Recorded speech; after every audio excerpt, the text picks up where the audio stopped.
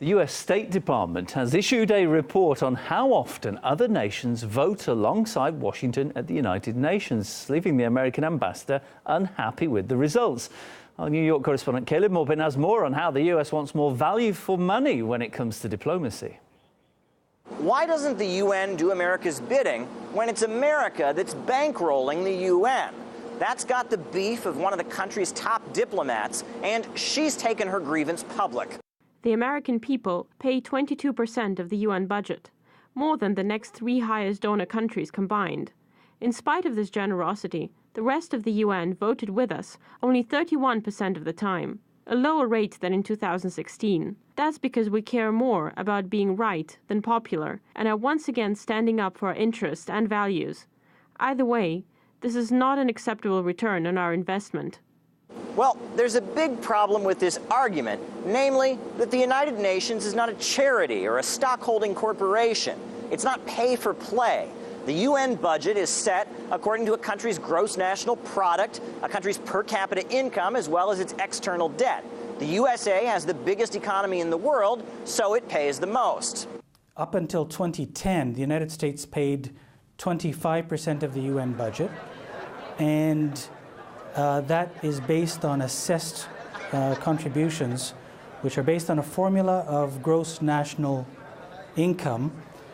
For the size that the United States is and the wealth that it has, actually it's paying rather less than it should. The notion that the United States is a very generous donor to the United Nations doesn't actually fit the facts. When you look at the proper formula, the United States is the only one that has this exceptional arrangement where it has a cap on its otherwise would be normal contributions. Nikki Haley has got the backing of the White House in her complaint. Trump is now threatening to cut off the flow of cash. The US has put together a strong bid with Canada and Mexico for the 2026 World Cup. It would be a shame if countries that we always support were to lobby against the US bid. Why should we be supporting these countries when they don't support us, including at the UN? And see what happens when countries vote against the U.S. position.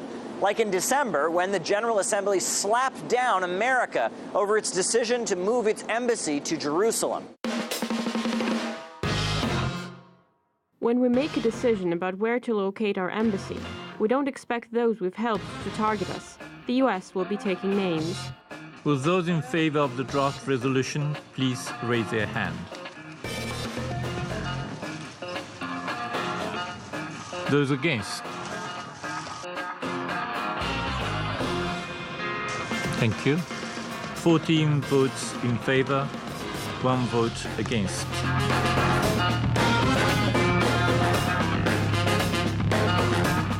I want you to know the President and the U.S. take this vote personally. He will be watching this vote carefully and has requested I report back on those who voted against us. Thank you for your consideration.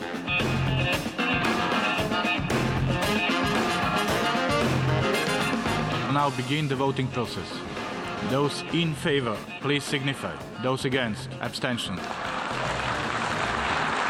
Draft resolution is adopted.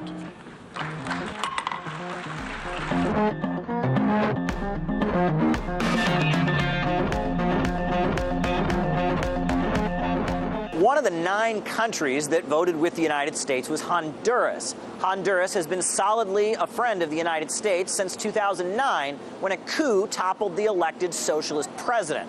Nikki Haley says that their vote will not be forgotten. That will never be a standalone issue, but it will always be an element that we can go back to and say, you know what? They stood by us when it came to that Jerusalem vote. So, vote along with the United States and you might get a nice financial bonus. Vote against the United States and you'll have to pay the consequences. International affairs, it seems, is a pretty wild business. Caleb Maupin, RT, New York.